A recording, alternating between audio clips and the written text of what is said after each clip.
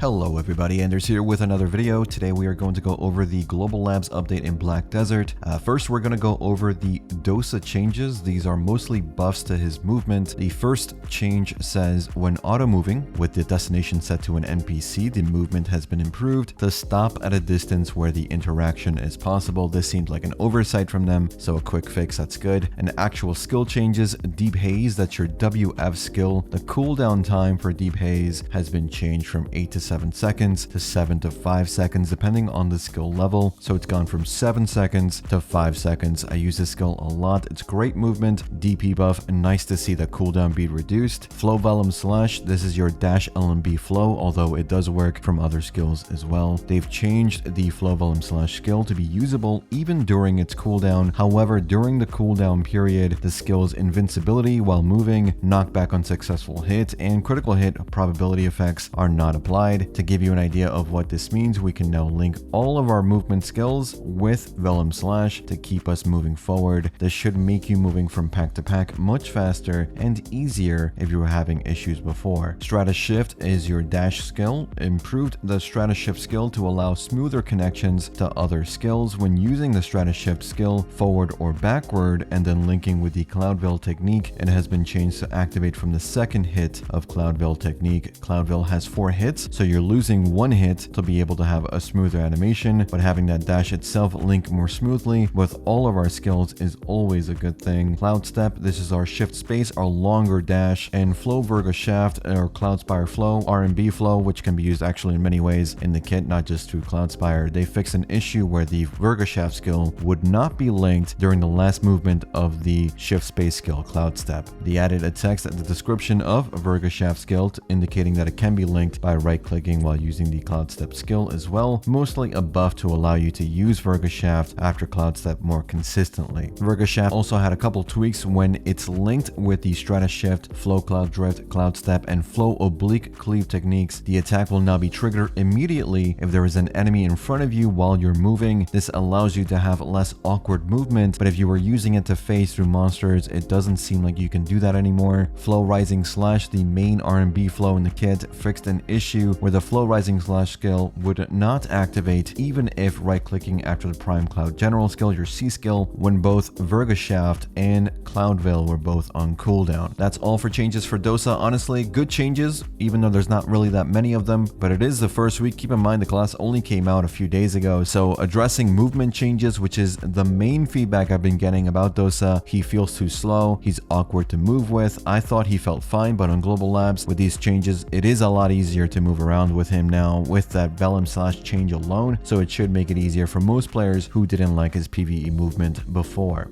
We do have some other changes in today's Global Labs as well, so we're going to go over them really quickly. War of the Roses, this is our mass PvP mode. It's coming back July 14th. There are some changes to rewards, and they had a little developer note here I want to read for you to lay out what is going to exactly change with this new season. In this regular season of the War of the Roses, changes have been made based on the opinions of the adventurers who played during the preseason and the battlefield conditions and flow of the previous War of the Roses. The main direction is reversal elements and the expansion of strategies. In particular, when you are in a disadvantageous situation, it is regrettable that it is not easy to overcome it, so the method of resurrection in the War of the Roses has been changed to allow you to prepare a defensive line. And the sanctuary that you successfully occupy with a reversal strategy will be protected for a certain period of time, and a new commander skill has been added. We have made it so that the strategy aimed for under the command of an excellent leader guild will shine even brighter when it is successful.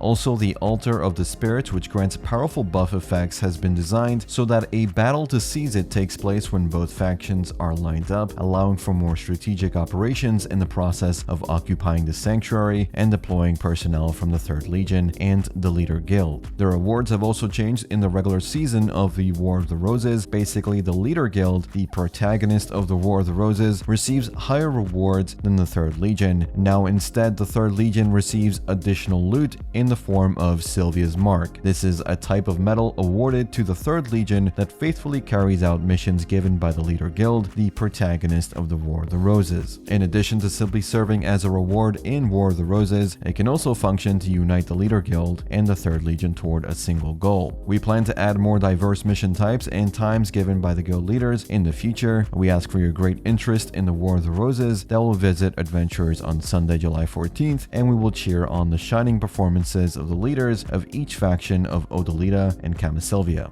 Thank you. The new skill they talked about is called Designated Resurrection, and it allows you to select one sanctuary. When a dead ally, leader guild, or 3rd Legion is resurrected, you can then select its sanctuary. They resurrect that for 5 minutes regardless of whether it is occupied or not. And you can also see here what kind of items the Sylvia token that the 3rd Legion is going to be getting, what that's going to give you for doing those missions.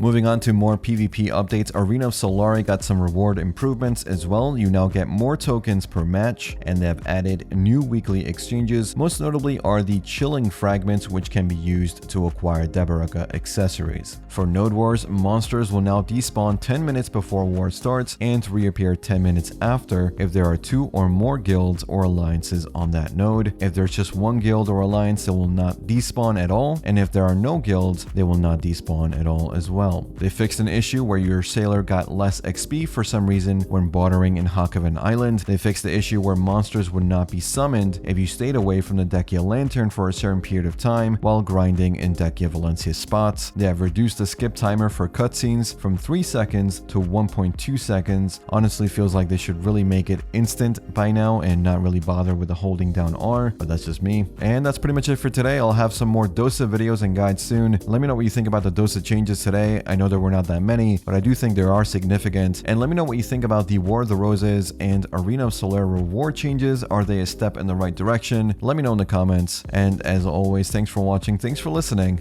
I'll see you all in the next one. Take care.